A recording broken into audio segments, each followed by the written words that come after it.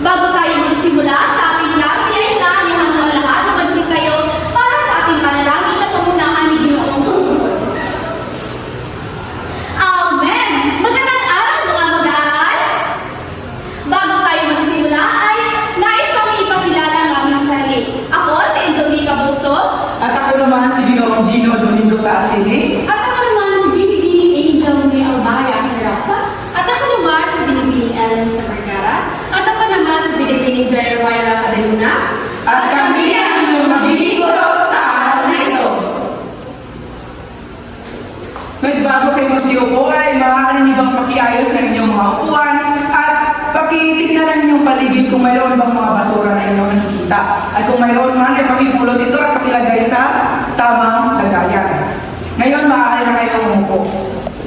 Ngayon, binibining sekretarya, maaari mo bang itala kung sino ang lumiban sa ating klase ngayon at ibigay ito sa akin pagkatapos ng ating klase. Maliwanag ba? Salamat. Ngayon, upang mapanatili ang kayusan ng ating klase, ay mayroon kami inihandang mga alituntunin na dapat ninyong sundin upang maging matiwasay ang ating pagtuturo sa araw na ito. Maaari na bang basahin sabay-sabay? Maraming salamat. Ngayon ay inasahan ko na ang mga lituntunan na ito ay inyong sundin sa buong klase natin na sa araw na ito. Maraming salamat. Ngayon, bago tayo dumako sa ating panibagong paksang na talakay, ay magbabalik-aral muna tayo. Sino-sino sa inyo ang nakaalala sa ating itinalakay noong nakaraang tagpo? Binibining ko ino? Magaling! Bigyan natin ng magaling na si Binibining ko ino. Alam niyo ba ang magaling na? Kung gano'n ay sabay-sabay natin gawin ito. Magaling, magaling, magaling. Ngayon naman ay mayroon akong mga larawan na ipapakita sa inyo. Ginagawa ito ng tatlong voluntaryo para tulungan ako hawakan ang mga larawan na ito kung makita ng buong klase. Sige, lumapit kayo dito sa harap.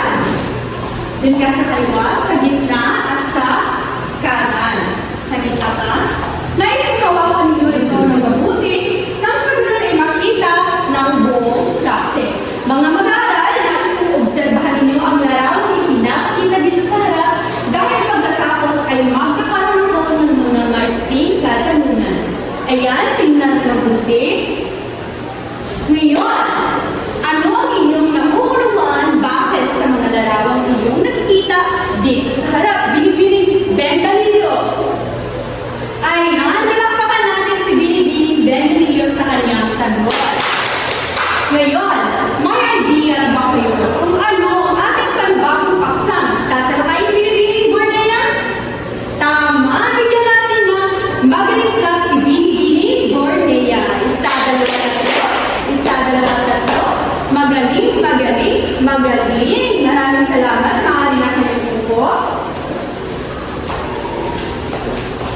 Ngayon, bago tayo dumako sa ating panibagong paksang tatalakayin, maaari ko bang hilingin yung sa tingin ko ay medyo matanggal. Ayan, sa tingin ko, si Binibining Bayan ang pinakamatangkad sa ating klase ngayon. Maaari ka bang lumayon?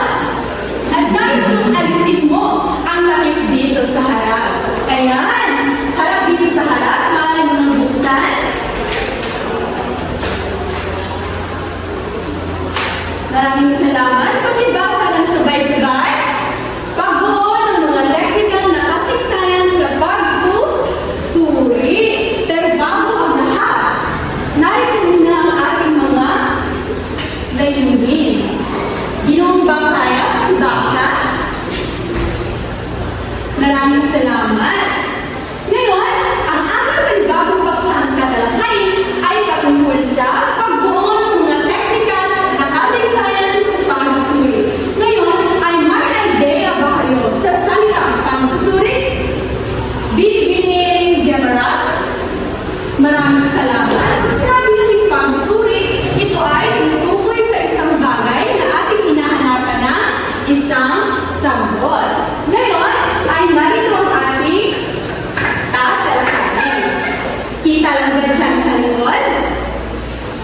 naman, ngayon ay pag-aaralan natin ang patungkol sa pagbuo ng mga teknikal na kasaysayan sa pagsusuri.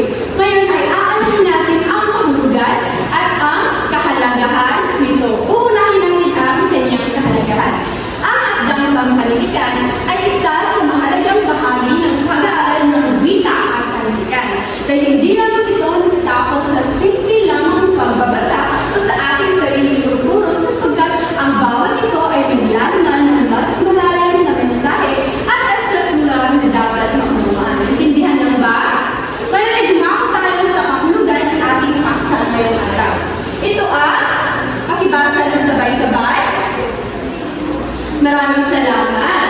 Ang pagbuo ng mga technical na kasaysayan ay tumutukoy sa mga proseso sa pagbilang ng pagsusuri ng teksto o pagdagamit at iba't ibang technical na pamamaraan, teorya at mga metodolohiya. Ibig sabihin, ngayong araw ay pag-aaralan natin kung ano pala ang iba't ibang pamamaraan sa ating pagsasagawa ng pagsusuri. Bakit nakalagay dito ang iba't ibang technical na pamamaraan, teorya at mga metodolohiya? Iisa-isahin natin ang mga ito nang sa ganun ay mas lumawak ang ating kalaman sa ating panibagong paksa na tatalakayin ngayong araw. Okay lang ba?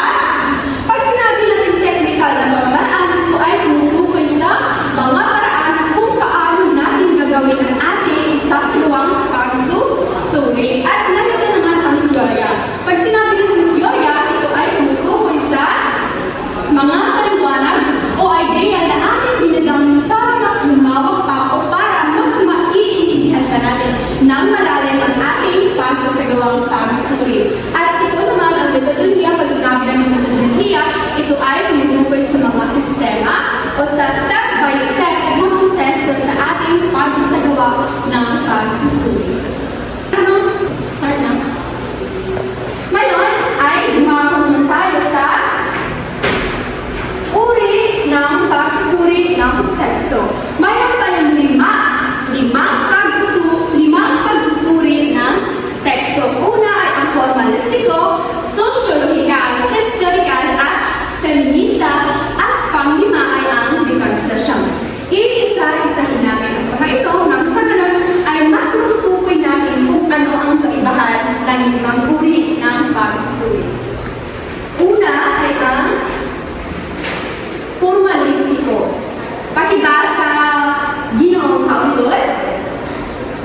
Maraming salamat. Pag sinabi natin formalistiko, ito ay nakatuon sa ano at estruktura teatrika. Ibig sabihin dito sa formalistiko, nang nagaling sa salitang formal, ibig sabihin may estruktura, may eksaktong wika. At dito din sa formalistiko ay ating masusuri ang paggamit ng wika, balahas, sayutan, at iba pang elemento ng panitikan. At ang halimbawa ng formalistiko ay ang pag-aaral ng sukat at tugma ng isang tula. Naiintindihan na ba? Magaling! Ngayon, sa pangalawang uri ng pagsusuri ay ang sosyologikal. Pakibasa ng sabay-sabay. Maraming salamat. Ang sosyologikal ay nakatungo sa ugnayan ng akda, sa lipunan at sa kultura pinagmulan ko. Ibig sabihin sa sosyologikal, dito natin malalaman kung ito ba ay isyong panlipunan, isyong pang-ekonomiya at isyong pang-politika. Sa mga halimbawa ng sosyologikal ay ang pagsusuri ng nobela na nagpapakita ng kahirapan at kolonyalismo. Naintindihan na ba? Magaling. Sa pangatlong uri naman ng formalistiko, ito ay ang historical. Pakibasa ng sabay-sabay. Maraming salamat. Ang historical ay nakabatay sa panahon at kasaysayan ng may akda. Ibig sabihin sa salitang historical, ito ay isang pamilyar na salita. Pag sinabi natin historical, ito ay mga nangyayari noong unang mga panahon. Ibig sabihin, nakabatay sa panahon at kasaysayan ng mga may akda. Naintindihan lang ba? Magaling!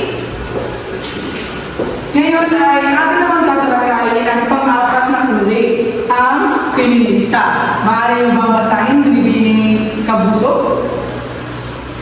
Maraming salamat. So, ang feminista ay nakatuon sa karanasan at papel na representasyon ng mga kababaihan. Kung dito natin makikita o dito makikita na kung paano pinagbibigyan pansin ng may akda ang mga kababaihan, kung mayroon ba pagkiling o mayroon ba diskriminasyon na nangyayari sa isang akda na binabasa. Halimbawa nito ay ang pagsusuri sa mga tauhan na kababaihan sa isang akda kung mayroon ba silang pagkiling o nagkakaroon ba ng diskriminasyon o malakas ba o inaapi ang babae na tauhan sa isang akda. Ngayon ay ang tatalakayin ang 5 uri ang deconstruction. Ibasa din ba yun? Maraming salamat. So dito sa deconstruction ay tinitingnan ang iba't ibang uri ng interpretasyon sa isang teksto.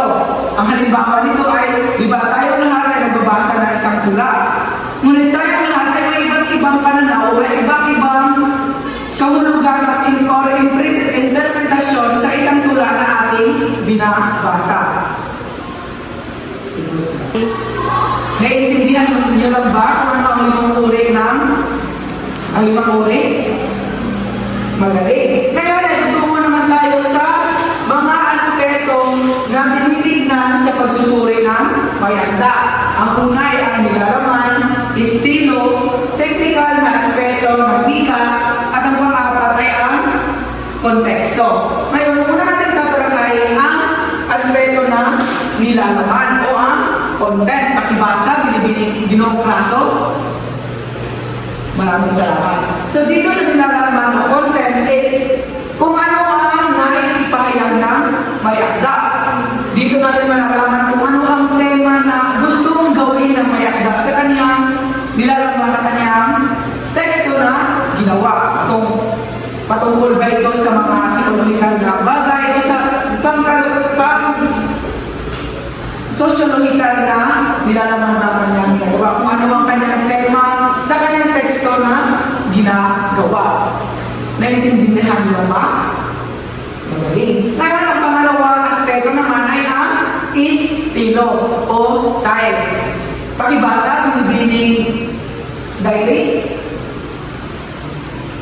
Maraming salamat. So, ang estilo ay ang kung paano ginamit ng may akda ang wika, tayutay, simbolismo at imahen, at kung ano ang tono ng may akda, kung seryoso ba siya, mapanuri o kung ano mang ibang ekspresyon. Dito natin malalaman kung paano niya nalalakay ang pagsusuri sa kaniyang teksto na ginawa.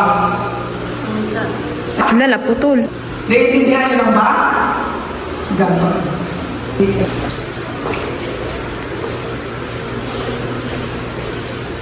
Ngayon naman ay alamin natin ang pangatlong aspeto ng wika.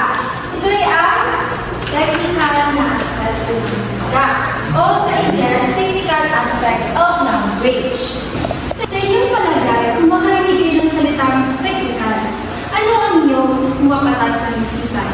Okay, Binibining Tumaras? Tama! Kapag ang technical class, kung ginagawin natin ito sa aspeto ng wika, ito ay isang bahagi ng pagsusulat kung saan ay binubuo at inaayos ang mga salita at pangungusap upang mas maging malinaw at maging epektibo ang mensahe sa akda. Halimbawa, kung tayo ay gagawa ng isang talata, talumpati, tula, o iba pa, ay dapat mayroon itong maayos na estruktura at dapat din mayroon itong maayos na tayutay upang ito ay magandang pakinggan o magandang basahin ng mga mabasa. Naintindihan na ba ang pangatlo? Okay, ngayon naman ito tayo sa pang-apat. Basahin ng sabay-sabay ang pang-apat na aspeto. Maraming salamat. Ang konteksto class, ito ay tumutukoy sa paraan o sa panahong pinapapalooban ng akda at personal na karanasan ng isang akda. Halimbawa, ang mga akda ni Dr. Jose Rizal na Nolen de Tangeret at El Pellegos Teresco na may mga suliraning lipunan noon sa ilalim ng kolonyalismo sa Espanya. Naintindihan na ba ang konteksto? Okay, class, sa madaling salita ang konteksto, ito ay ang kwento sa likod ng kwento. Dito natin maunawaan kung ano ang mga nangyayari noong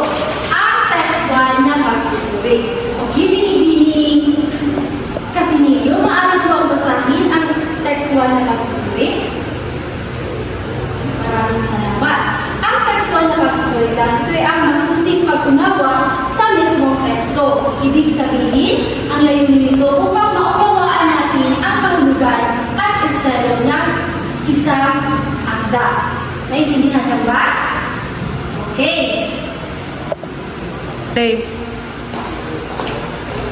Okay, ngayon ay dito naman tayo sa diskurso. Pakibasa, sabay-sabay. Maraming salamat. Kung sinabi natin diskurso, ito ay tumutukoy kung paano ka ginagamit sa pakikipagkomunikasyon. Pag sinabi natin diskurso, ito ay nabubuo ito or nabubuo ang hulugan ng isang salita sa pamamagitan ng parirala or konsepto ng teksto. At susunod naman ay ang critical na pagbasa. Pagkibasa ng sabay-sabay, maraming salamat. Pag sinabi natin critical na pagbasa, hindi lang ito sa pagsusuri. Kailangan natin ng malalim na pag-unawa o malinaw na pagsusuri ng isang pagbasa. Halimbawa nito, kapag nasa tulog na politiko, kailangan natin alamin kung ano ang nasa loob nito. Kung ito ba ay para sa isang politiko o ito ba ay isang bias na artikulo. Ngayon ay tutunod tayo sa pagbuo ng mga hakbang sa pagsusuri ng sanayang sa wika. Meron ba kayong mga ideya kung ano ang pagbuo ng mga hakbang sa pagsusuri ng sanayang sa wika? Okay, pag sinabi natin pagbuo ng hakbang sa pagsusuri ng sanayang sa pagwika, ay ito yung mga hakbang kung paano ba sinusuri ng mga tao ang mga wika sa isang akda. At meron itong mga uri. Una, ang pagtukoy sa layunin ng pagsuri. Pag-ibasa, binibigay ni Lola. Maraming salamat binibigay ni Lola. Pag sinabi natin pagtukoy sa layunin ng pagsusuri ay nandito ay pinakailangan natin na linawin kung ano ang uri ng pag-akda. Halimbawa na lang sa isang talata, kailangan malaman natin kung ano ang layunin ng pag-akda o ano ba ang hulugan ng bawat wika sa kanyang sinasalita.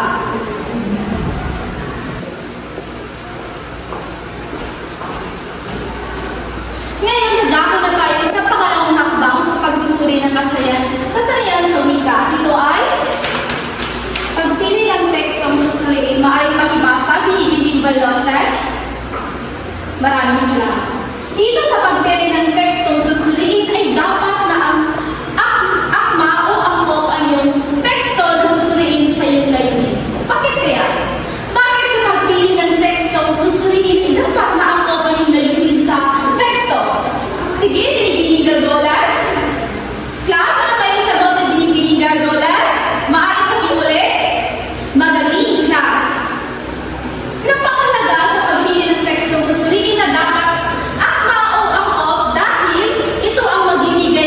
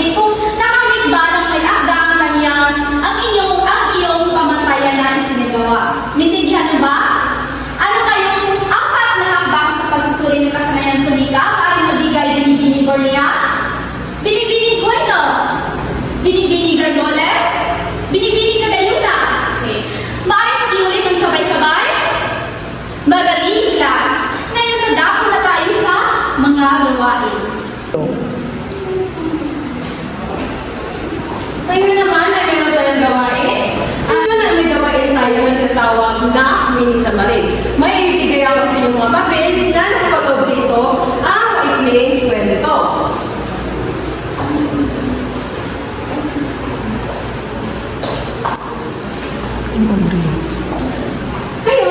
ay, pero bago ang lahat ay basahin ko muna ang panuto at matayan sa ating gawain. Pagkibasa ng sabay-sabay. Ngayon naman ay sa pangatlong katanungan. Ano ang limang uri ng pagsusuri? Binibining Bailoses Anajin.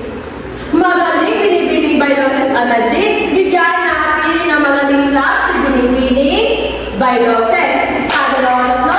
Isa, dalawa, tatlo. Magaling, magaling, magaling.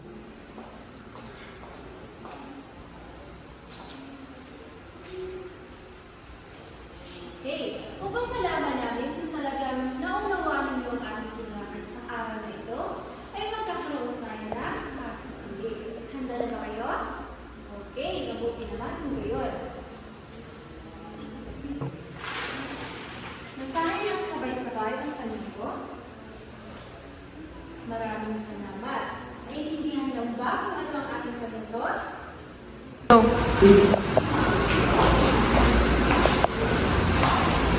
Okay. Upang malaman namin kung talagang naunawaan niyo ang ating inalalay sa araw na ito, ay magkakaroon tayo ng pagsusuli. Handa na ba kayo? Mabuti naman kung kayo ay handa. Masahin ng sabay-sabay ang ating panuto. Naiintindihan lang ba kung ano ang ating panuto? Kung gayon ay bibigyan ko lamang kayo ng 3 minuto upang sagutan ang mga katanungan. Okay.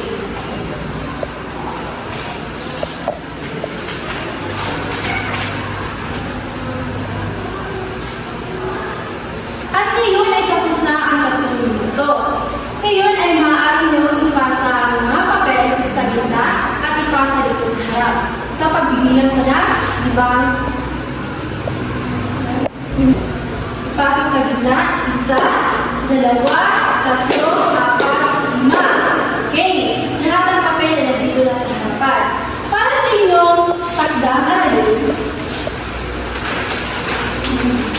pakibasa ng sabay-sabay ang ating panuto. Okay, maraming salamat. At pakikuha ang inyong mga kwaderno upang isulat ang ating takdang aralin. Bibigyan ko lamang kayo ng 1 minuto para sa pagsusulat ito.